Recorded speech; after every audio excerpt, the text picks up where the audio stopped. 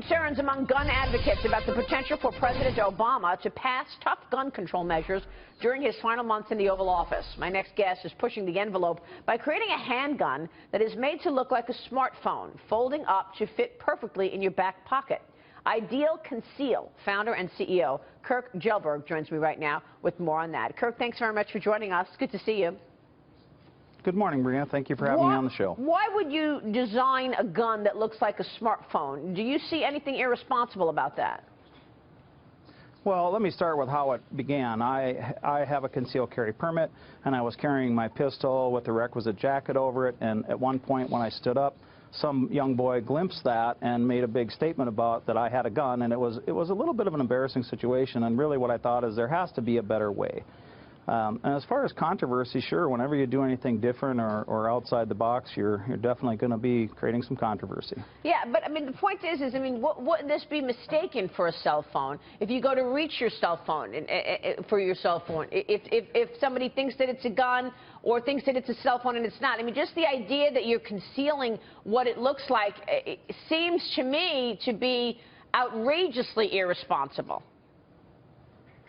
Well, I don't believe that that's true, Maria. I've seen the concealed carry market is plumb full of weapons that are as easily concealed as what I'm doing, and I don't feel that it is irresponsible. I think that it is a gun. It's not a smartphone, and people have to treat it like a weapon. You have to care for it like a weapon, carry it like that, make sure it's secured like that, keep it away from children, and, you know, behave responsibly with it, and I don't believe you're going to see the issues that you feel you'll see. Okay. So what kind of reaction are you seeing out there right now, Kirk? Because this is really important. You're seeing people clamoring to get this thing, right? You're seeing sales really on the move? Or orders? Yeah, we're not in sales yet. We're just in pre-orders, or we're going into pre-orders. But yes, we have a lot of interest in it worldwide. So it is definitely creating some interest. John? It seems to me there's an air safety issue here. Like, what if people use this weapon to sneak through security at airports, and then you've got people potentially with bad intentions with guns on airplanes? Well, again, that's you know, without knowing what you're looking at, because you've never seen it. When this gun goes through an X-ray, it is a gun. It has barrels, it has hammers, it has trigger mechanisms, it has a trigger. It cannot defeat metal detection or X-ray detection. We're certainly happy to work with the Department of Homeland Security to make sure they get X-rays of it and are able to train on it long before it comes to market. And if someone's intent on sneaking weapons onto a plane, there's certainly a lot of ways to do that already. The TSA is already faced with that. I don't believe you're going to see that with this item. Kirk, this is Morgan. Who do you see as your ideal customer? Because you talked about, you know, having the gun in your pants, but I could see perhaps, you know, women wanting to keep this in their purse. Who's your target demographic audience here?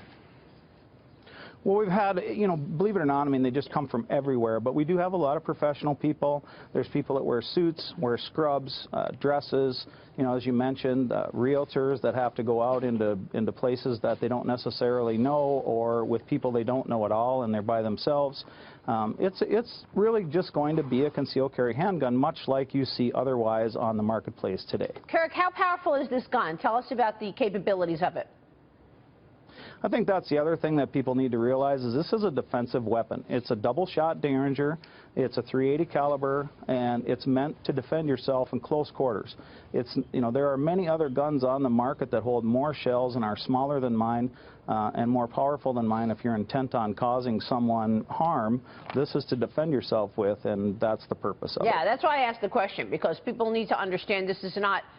I mean, this is, in terms of the range of power from a gun, this is on the lower end. Yeah, so we did that intentionally. Again, it's a close quarters weapon. You're being approached by someone who's intent on doing you harm, robbing you. You have a short distance to deal with that threat, and that's what you'll use this gun for. To what do you attribute this sharp increase in gun ownership? We were just looking at the numbers, and in December, gun sales were up the highest number in 2 decades. Well, there's two things, one of which you just mentioned, President Obama trying to pass stricter gun control laws, I think has people a little bit afraid. Secondly, if you look at the uptick in all of the random violence incidents, and the one in Ohio keeps coming to my mind where this guy walked into a restaurant and just started hacking people with a machete, you know, those kind of incidents are just on the uptick, and the shootings at the recruiting stations, those kind of things. I just think people are coming to the understanding that we're the first line of defense out here. The armed, legally armed, I should say, law-abiding citizen, oftentimes, you know, the police just can't be everywhere. They do a super job, but you just don't know where things are going to break out or when you're going to be in the middle of it. What kind of information do you collect from the person who buys this gun? What kind of information is required to buy such a weapon, or vetting of the people who are wanting to buy this gun, if any? That's a great question. Yeah, that's a great question. No, you have to go through all the same vetting you would go through to purchase any firearm. It's called the FBI NICS check. They check your credentials. They make sure your background check is clear. You can't just go buy this off of a website and have it delivered to your house. You have to go through all the same required background checks, etc., to purchase this weapon as you would any other handgun. And what's the point of wanting to conceal it? I mean, if you have a gun, wouldn't it be better to let the people who you are with know that you have a gun? Why conceal it as a cell phone? Well, I think part of that is, again, it's a little bit of people not knowing what the concealed carry market is. You know, the outfit that I have on right now, I could probably conceal at least 4 different weapons on it. But when you look at it, right now I've had this with me the whole time, and it makes it easy for you to keep it and conceal it, and in the event that you need to use it, it's very readily available. Now, the conversation in the gun community... Move that higher, Kirk, so we can see what you're doing. Yeah, go show us in the camera. That's the gun that looks like a cell phone. Yeah, that's when it's extended, and this is when it's closed. And this is just a plastic model. It's not a prototype. It's just a model to show the size and the shape. And I think why people want to conceal it from people is just what just happened. I think that, you know, your opinion, this is a bad idea, and some people think carrying a gun in any capacity is a bad idea. And there's people that work with very liberal or anti-gun people that don't want them to know that. You could be with a client who's not particularly fond of people carrying guns, but you still need to have the opportunity to defend yourself. And if you'd like to follow your Second Amendment right to carry a gun, that's the reason you do this, in a way that keeps people from having a negative conversation about it with you while you're carrying it. What's the price of that, Kirk? Retail is expected to be $395. All right. Thanks very much for joining us this morning, sir. Appreciate it. Thank you. Kirk Kjellberg joining us there from Ideal Conceal. Still